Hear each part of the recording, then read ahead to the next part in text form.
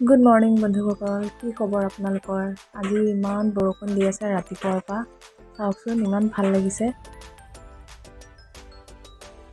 ঘৰৰে পকা কঁঠালটো চাওকচোন।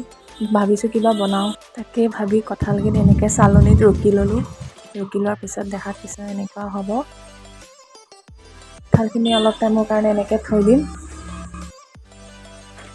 তাৰপিছত আমি এতিয়া কঁঠালখিনিত ময়দা আৰু অলপ কৰ্ণফ্লাৱাৰ দি অলপমান নিমখ দি ভালকৈ মিক্স কৰি ল'লোঁ।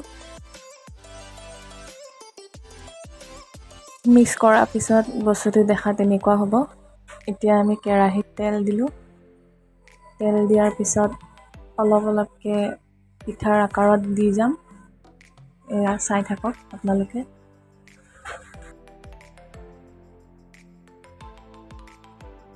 এতিয়া পিঠাখিনি ফ্ৰাই হৈ আছে। এটা ছাইড হৈ গ'ল, আকৌ ওলোটাই দিলোঁ আনটো ছাইড সিজিবলৈ। হৈ গ'ল আমাৰ পিঠা ৰেডি। ভিডিঅ'টো চাই ভাল পালে like, comment, share and subscribe কৰি দিব। Thank U.